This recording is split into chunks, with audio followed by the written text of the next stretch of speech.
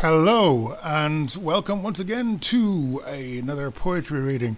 And this is another unusual one where I don't actually know who wrote it. What I'm going to do is I'm going to recite to you a poem from a computer game called Grim Fandango.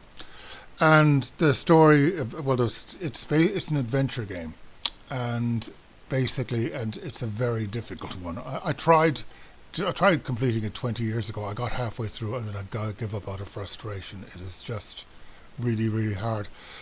So, if based on this you want to try out Grim Fandango, it is well worth playing, but have a hint book or a walkthrough, or at least a hint book, and if necessary, a walkthrough, because it's just not worth the frustration. I gave up halfway through because I just could. It was just wrecking my head.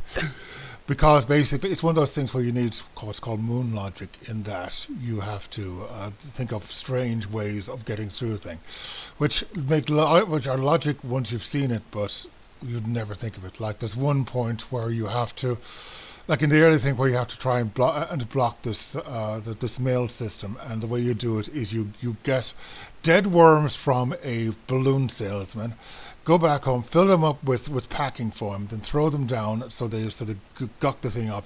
Then you have to unlock the door, and then it just gets more and more confusing.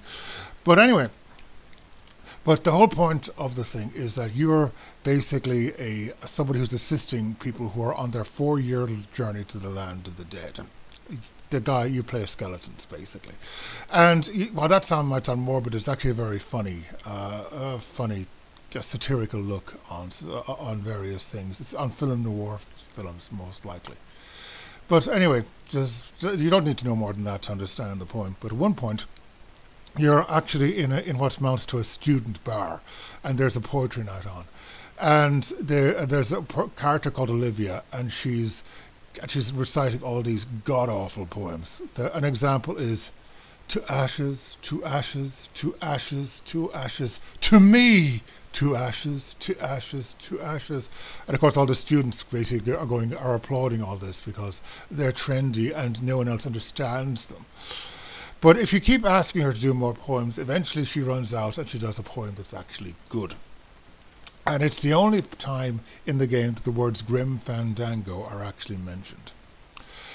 So I thought, and the contrast of this awful poetry and this particular one is really, really good. So I thought I would recite it to you. And it's simply called Grim Fandango. It's a little short poem. It's only 8 lines, but I thought it was really, really, really good. Anyway. With bony hands I hold my partner. On soulless feet we cross the floor. The music stops as if to answer an empty knocking at the door. It seems his skin was sweet as mango when last I held him to my breast. But now we dance this grim fandango until 4 years, until we rest. That should be, and will 4 years until we rest. Messed up the last line, of course. Anyway, hope you enjoyed that. I'll have some more traditional stuff soon. Take care.